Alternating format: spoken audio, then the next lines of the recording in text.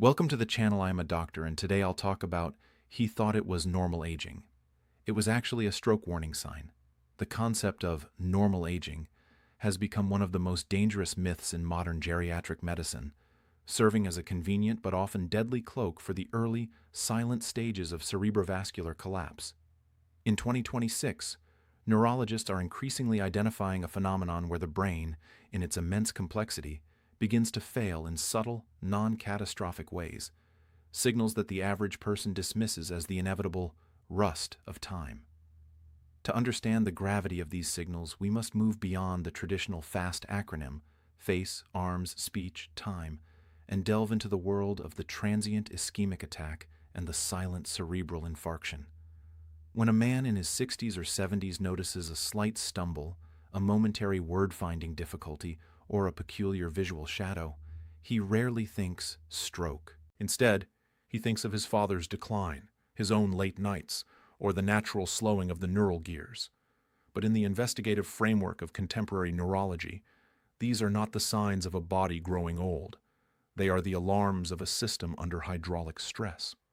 To reach the depth required to truly deconstruct this diagnostic tragedy, we must examine the physiological mechanisms that allow a stroke to hide in plain sight, and the specific warning signs that are most frequently ignored until it is too late.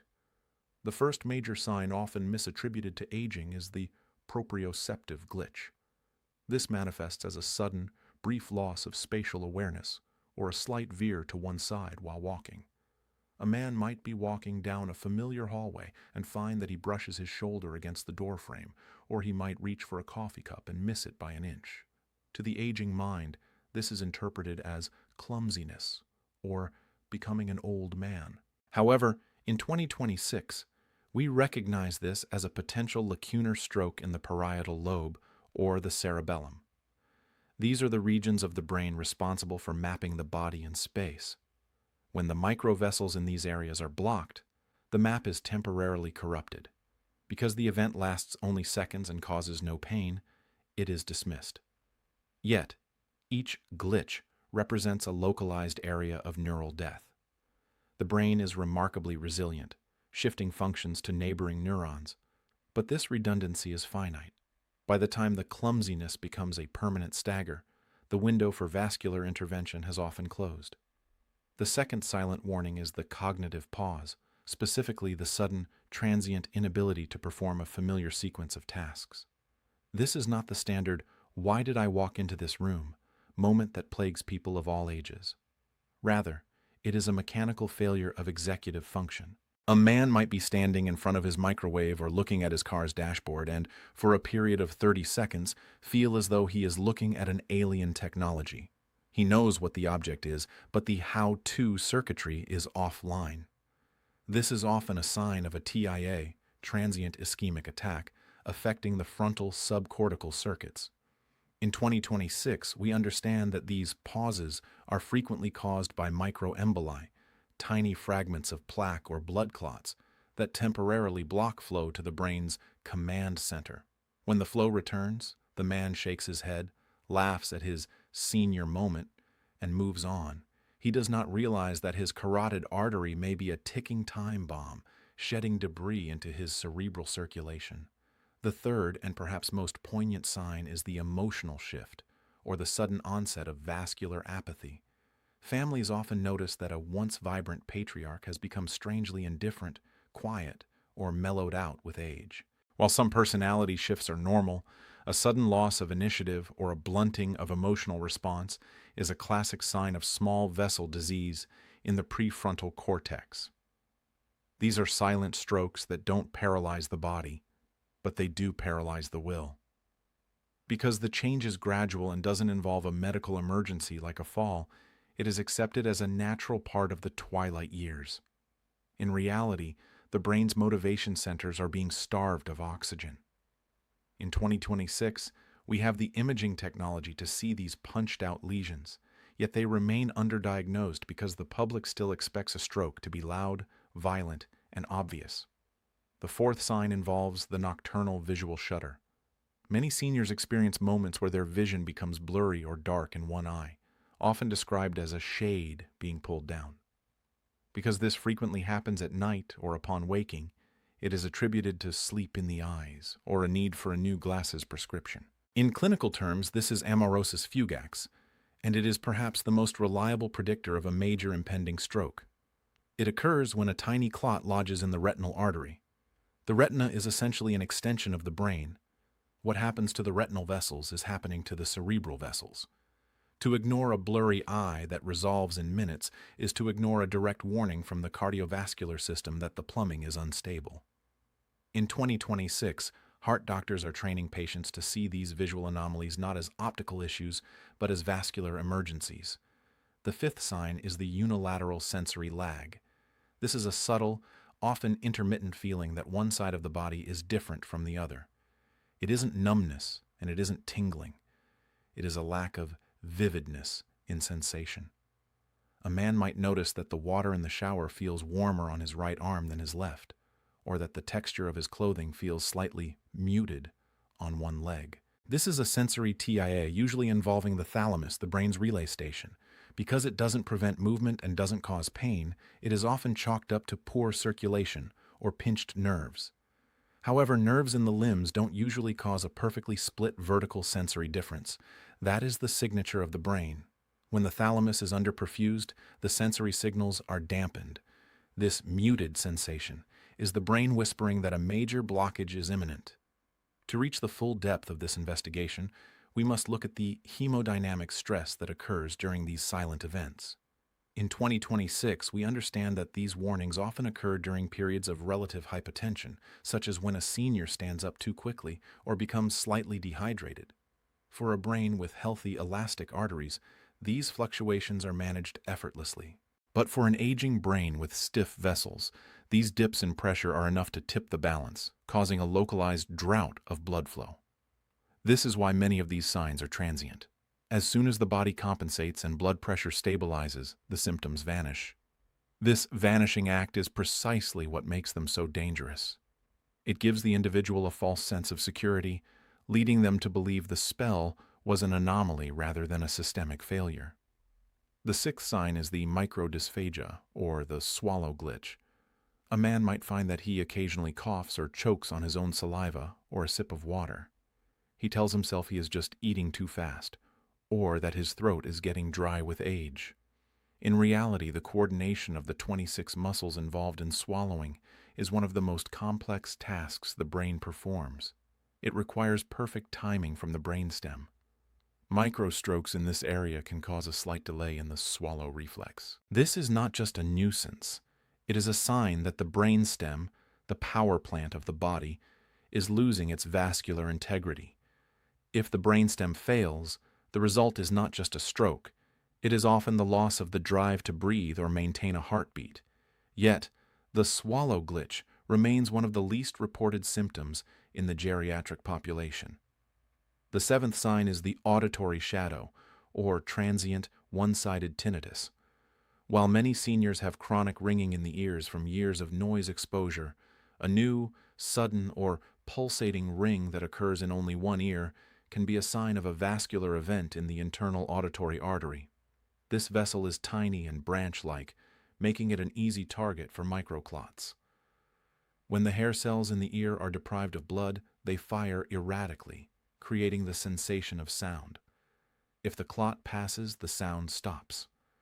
The senior thinks, "My ears are acting up," but the neurologist thinks, "The temporal lobe is at risk." In 2026, we are learning that the ears are just as much a window into the brain's health as the eyes. The investigative journey into normal aging versus stroke warning culminates in the understanding of the tipping point. A man might have 5, 10, or even 50 of these silent events over a decade. His brain will adapt, his personality will subtly shift, and he will continue to function. But each event lowers his vascular reserve. He is moving closer and closer to the threshold where the brain can no longer compensate. In 2026, we call this vascular frailty. A major stroke is rarely a bolt from the blue. It is the final collapse of a structure that has been sending out distress signals for years. The tragedy is that we have the interventions, blood thinners, carotid stenting, aggressive blood pressure management, to stop the collapse.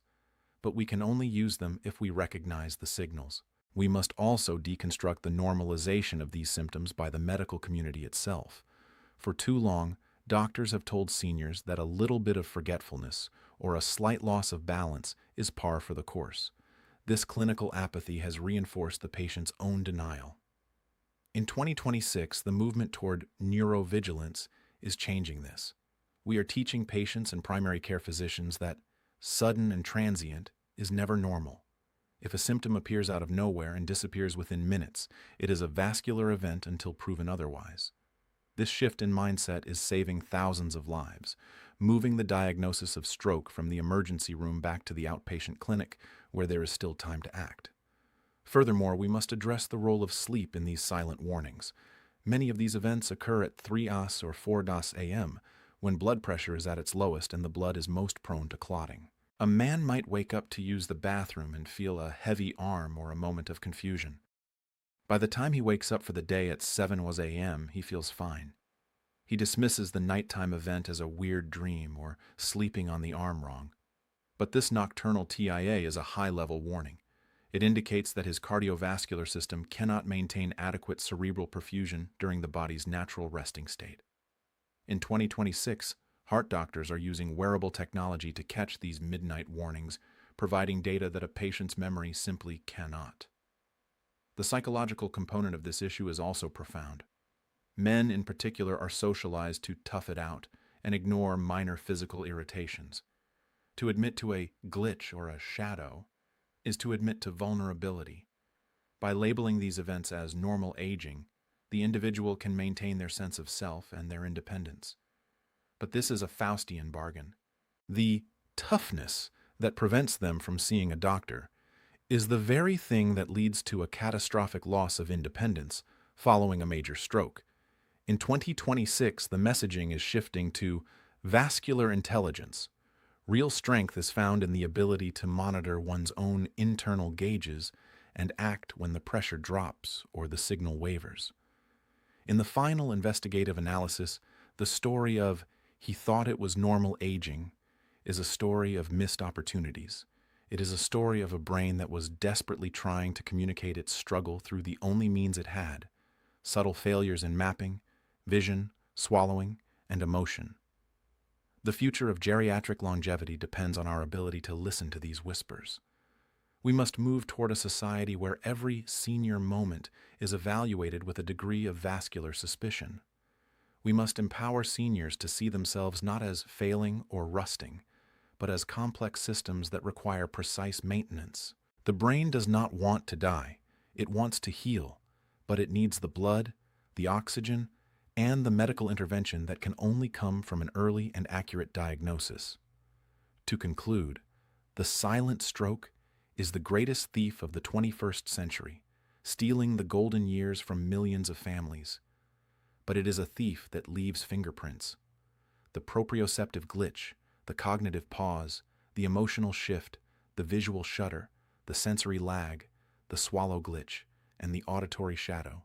These are the fingerprints. By recognizing them, by refusing to accept them as normal, we can rewrite the ending of the story. In 2026, we don't just wait for the stroke to happen, we intercept it.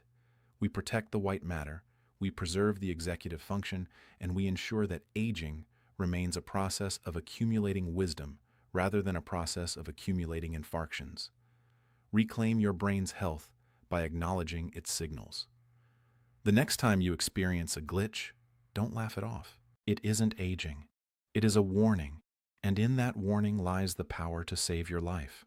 Building on the concept of neurovigilance, we must also explore the impact of the vascular-metabolic interaction.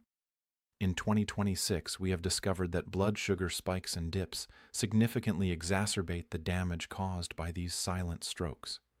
A senior who is pre-diabetic and experiences a silent warning is at a much higher risk of that event turning into permanent damage.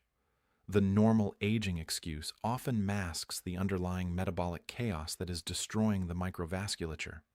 When a man feels tired and slow after a meal, he isn't just digesting. He may be experiencing a postprandial perfusion drop. His brain is struggling to compete with his digestive system for blood flow. This is another warning sign that is frequently ignored. By managing blood sugar with precision, we can provide the brain with the metabolic fuel it needs to survive these brief periods of low oxygen.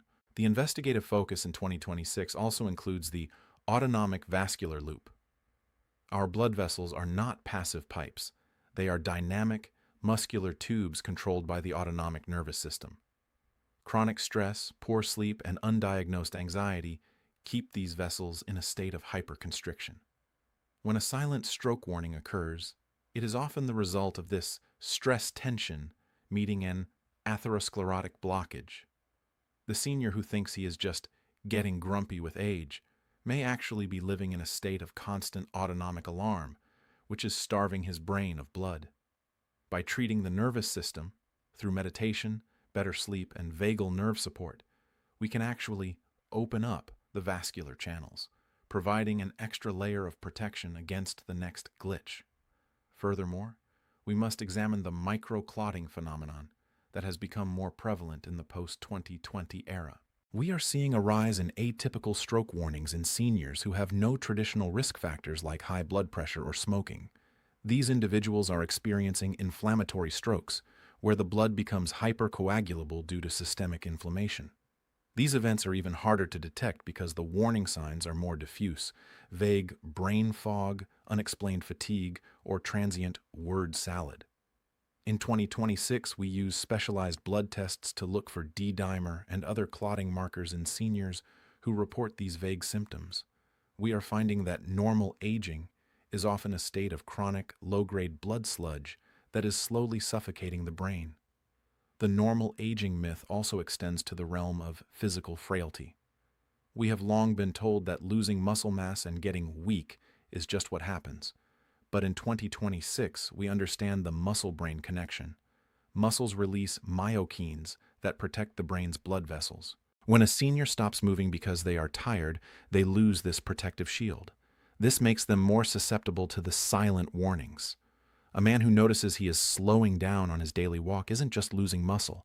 He is losing the vascular insurance that keeps his brain safe.